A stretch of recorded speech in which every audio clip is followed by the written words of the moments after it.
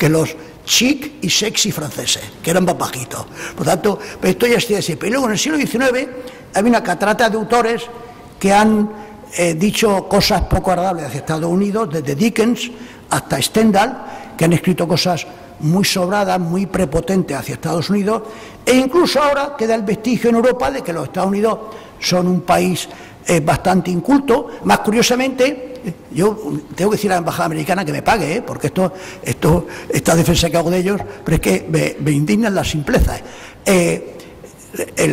Con frecuencia se le acusa de una cosa y la contraria. Uno puede leer un artículo en la prensa española hoy que los americanos son todos unos materialistas, que solo les interesa el dinero, y una semana más tarde el hermano gemelo de ese tío dice que los americanos son unos beatos que solo están pensando en la religión. Es decir, que se le acusa de una cosa y la contraria. Es decir, que son incultos, que no van que solo les interesa el cine. Cuando si uno examina, Francia se considera el paraíso de la cultura, o mejor dicho, los franceses se consideran el paraíso de la cultura, porque la culture c'est la France, dicen ellos, ¿no? Bueno, pues entonces serían que han inventado la cultura ellos, y si uno examina, pues en relación a los habitantes, en Estados Unidos hay más salas de conciertos que en Francia, o hay más casas de la ópera que en Francia, hay más bibliotecas que en Francia en relación a los habitantes. Por lo tanto, y luego ya, si uno examina la lista de premios Nobel, uno ya tiene que esconderse debajo de la mesa, porque de los premios Nobel científicos y de matemáticas, 75% son americanos y 25% del resto del mundo. Por lo tanto, no deben ser tan catetos ni tan ignorantes. Las razones por las cuales actualmente Estados Unidos es visto con cierta animosidad, la primera, 5 minutos, bien, termino. La primera es que es el coloso, es el más grande, y el más grande siempre es envidiado, como fue envidiado España en la época de Felipe II, o Inglaterra en la época de la Reina Victoria, o Francia con Luis XIV. El más grande siempre suscita la antipatía. Y lo segundo, como he dicho antes, es que la amenaza de la Unión Soviética desapareció. Y ahora, para terminar, digo algo de cómo nos ven los estadounidenses a nosotros. Si nos ven, que es que a lo mejor nos ven más bien poco, ¿no? A lo mejor nos ven más bien poco. Entonces, hay con España una simpatía difusa hacia España, muy difusa, pero al mismo tiempo una enorme ignorancia de lo que es España. Los conocimientos de los estadounidenses sobre España, con frecuencia, excepto los que vienen a España, que no son demasiados, porque vienen 1 millón aproximadamente al año, están anclados un poco en Hemingway, que nos ha hecho mucho daño. Hemingway fue muy bueno para Pamplona, pero no tan bueno para la imagen de España en Estados Unidos, porque ha quedado esa imagen. Francisco Ayala, el novelista español, ha escrito un ensayo sobre esto y dice que ha sido fatal que nos quede, como Hemingway ha sido leído mucho en la enseñanza media en Estados Unidos, con frecuencia ha sido un libro obligatorio de leer. Cuando cae, ¿por quién dobla las campanas? Pues entonces era una imagen de España, y de España, España típica, de pandereta, al mismo tiempo tenebrosa. La Guerra Civil Española, parece que los españoles eran comparsas y que la decidían otros. Es decir, un poco, eso nos ha hecho daño. Entonces, hay una simpatía, pero un poco difusa y basada en clichés un poco del pasado, ¿no? Un poco del pasado, la España de pandereta, también la Inquisición, sale mucho, los conquistadores, pero no hay un gran conocimiento de la España actual. Las razones de esto, termino, son en primer lugar históricas.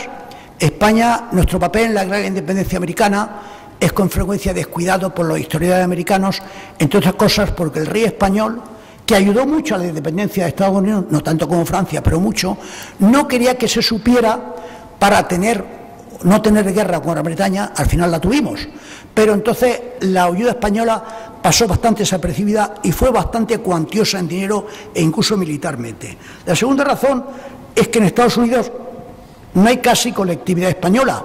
Hay muchos italianos que nos han robado a Colón, nos han robado el aceite de oliva, y si uno se descuida te roban más cosas porque son muy hábiles, ¿no?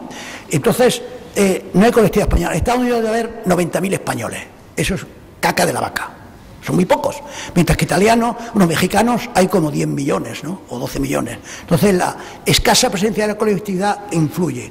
Y por último, una de las cosas más exportables de España, bueno, nuestra literatura en Estados Unidos existe muy poco, Zafón, un poco Marías, un poco Pérez Reverte, un poco más que Marías, pero poco. Y nuestro cine, excepto Almodóvar, conocido por las élites y muy apreciado por las élites, es totalmente desconocido. Y luego un gran producto de exportación de España es el fútbol, pero en Estados Unidos la clase media americana no conoce el fútbol.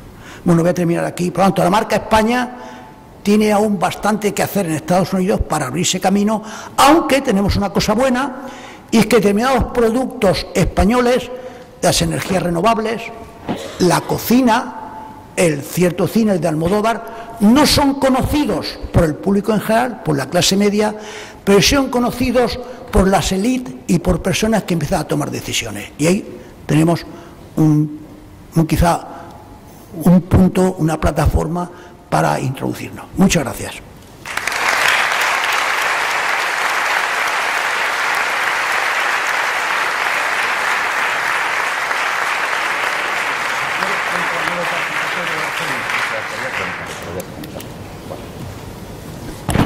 Yo creo que ha sido impresionante. Te he de decir que has dado la conferencia más divertida, y lo siento por la presidenta del Banco Malo, Luis de Guindos, que también estuvo extraído, también, en fin, toda la cuadrilla que he ido trayendo, ¿no? En fin, con todos los respetos, ¿no? de esto, ¿no? Que yo creo que ha sido una conferencia muy divertida. Tengo aquí un montón de preguntas, pero aprovechándome que estoy en la mesa y queremos acabar en la hora, yo le quería preguntar una anécdota que ha contado muy divertida en la comida, de un modo de hacer diplomacia, entre comillas, ¿no?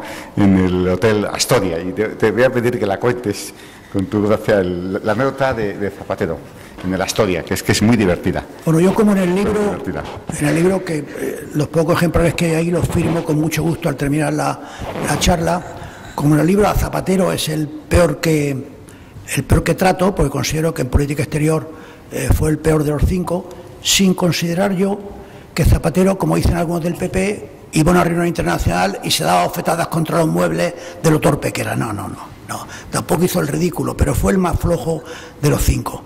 Y yo es que considero que Zapatero en política exterior, no lo juzgo en política interior, era el menos preparado de los 5, y no porque no supiera idiomas. Adolfo Suárez tampoco sabía idiomas. Los otros 3 sabían no inglés, que deberían haber sabido, pero sabían otros idiomas. Calvo Sotelo, Felipe y Aznar hablaban o francés o alemán o lo que fuera. Sino porque era el menos preparado sobre los temas de política exterior, tenía menos conocimientos.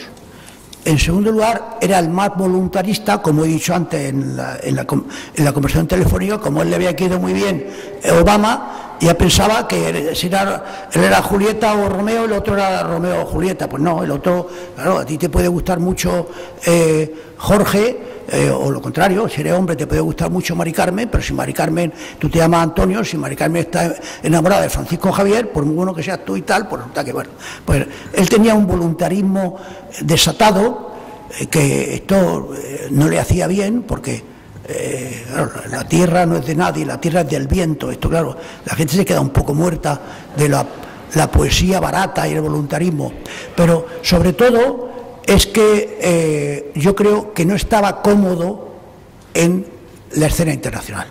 O sea, más que ignorante, no sabía mucho, pero tampoco era tampoco es que no sabía nada.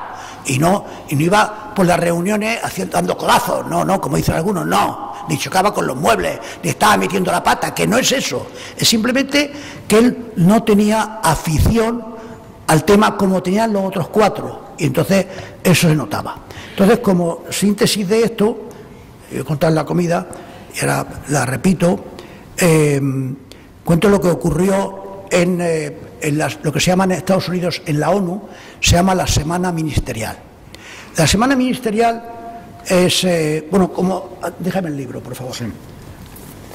Como muestra de que él no tenía afición, aquí en el libro hemos publicado una foto, que yo le dije a la editorial que quizá deberíamos dejarla fuera, pero ellos querían, que es una foto que está Zapatero en una reunión de la OTAN, está todos sus colegas al fondo hablando sobre los flecos de la reunión, lo que ha quedado concertado, lo que no ha concertado, o sobre el clima ambiente, o si Obama va a venir a Europa o no va a venir, o sobre el fútbol, sobre si el Barcelona va a eliminar al Paris Saint-Germain o el Madrid va a llegar a la final. Y él está solo, totalmente solo en la mesa, haciendo como que se afana sobre unos papeles en un momento en que no tiene que estar leyendo ningún papel, o sea, un telegrama de que su hija se va a casar, o algo, no tiene que estar leyendo los papeles, tiene que estar charlando con los otros. Entonces es un poco patético. Bueno, pues en esta semana en la ONU hay lo que se llama la Semana Ministerial, que es como una cumbre de jefes de Estado y de Gobierno que acude a la ONU en septiembre, normalmente en la segunda o tercera semana, en la que los jefes de Estado y de Gobierno van en teoría a dar un discurso para exponer el punto de vista del país en cuestión. Zapatero iba, como Aznar, como Rajoy, a exponer cuál es el punto de vista de España sobre los problemas candentes de la situación internacional. Pero sobre todo van a hacer vida social con colegas.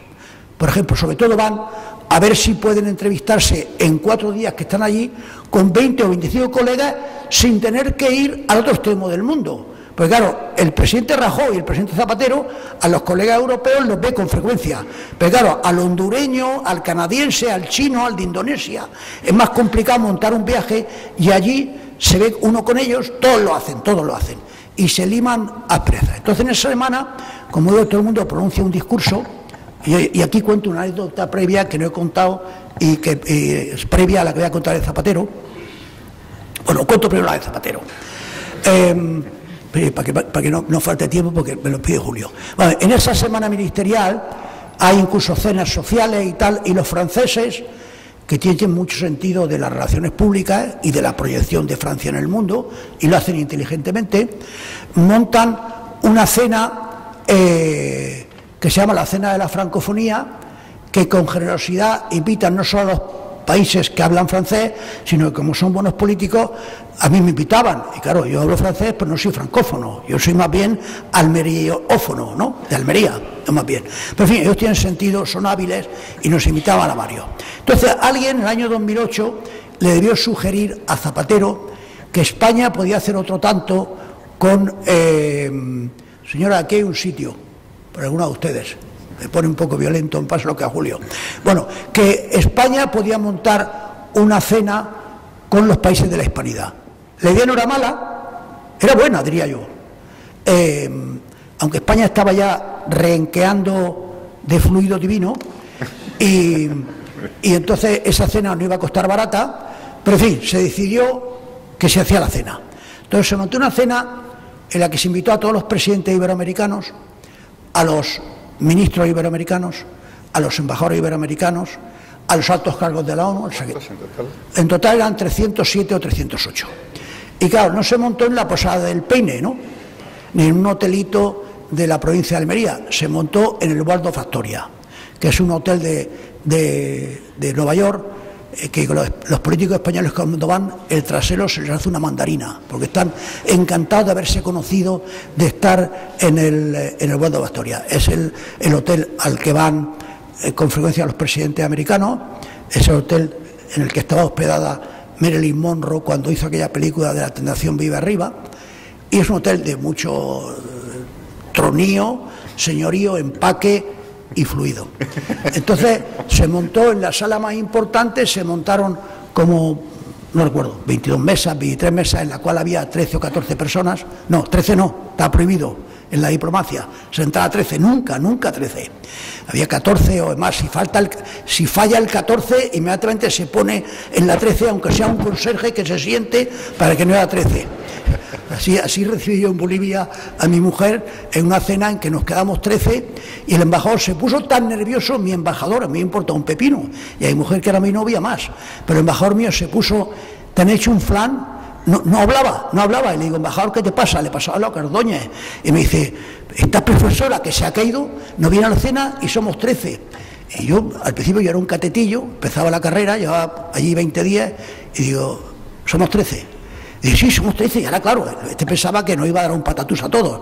Entonces al final le dije, oye, mira, yo me voy con mi mujer a un restaurante, os quedáis 11. No, ¿cómo te voy a hacer eso? Digo, que sí, embajador, me voy con mi mujer a un restaurante. Mi mujer estaba debutando en la diplomacia más que yo, que era mi novia, pues entonces yo he sido encantada conmigo en un restaurante. Y entonces al final me dijo el embajador, oye, ¿no te importa que os sentemos en una mesa adjunta? Y entonces mi mujer y yo nos sentamos en una mesa adjunta. Es decir, que en las 13, en la diplomacia, es fatal. Bueno, entonces las mesas allí nos tenían 14 o 15 o 16. Cada mesa tenía el nombre de un accidente geográfico iberoamericano: el Amazonas, el Aconcagua, el Machu Picchu, el Teide, estaba por España, no sé qué más, el Ozono, no sé qué nombre había. Unos ramos de flores de no te menés, preciosos. Se trajo un cuarteto de Colombia para que tocara, para que amenizara la velada. Total, la factura nos importó aproximadamente 100.000 euros, que no es poco, ni siquiera en época de vacas gordas. Bueno, y Zapatero sentaba en su mesa, a la derecha a la señora del presidente de México, a la izquierda a la señora del presidente de Costa Rica, y así sucesivamente. Bueno, pues la cena de las 8, que es la hora en que Estados Unidos se cena en las cenas formales, los americanos cerran un poco antes, a las 7 menos cuarto o por ahí, y entonces hacia final de la mañana el presidente del gobierno español empieza a reflexionar, el presidente Zapatero, y no le apetece ir a la cena. No le apetece ir a la cena que pagaba España, organizaba él, que él había invitado y era el anfitrión. Y se lo hago corto para contar la otra anécdota. No fue a la cena y se fue a cenar con 2 o 3 amigos a un restaurante. O sea que esto a mí, no solo como diplomático me quedé muerto. Claro, yo que me he tragado 500.000 cenas, que me caía gordo ir a la cena como embajador, no digamos nada. Si yo tengo que pechar con la cena, ¿cómo va? Para defender a España no va a tener que pechar el presidente del gobierno. Yo me quedé muerto. Bueno, pues no fue a la cena. Por eso es por lo que yo, mi capítulo del libro arranca un poco con él, para demostrar que yo creo que era buena persona, y yo creo que le preocupaba a España tanto como a usted como a mí, pero en política exterior era el menos preparado y el menos, el que menos cómodo estaba, porque si no se explica. Es decir, ¿quién puede creer que a Zapatero no le preocupaba a España? Yo creo que sí.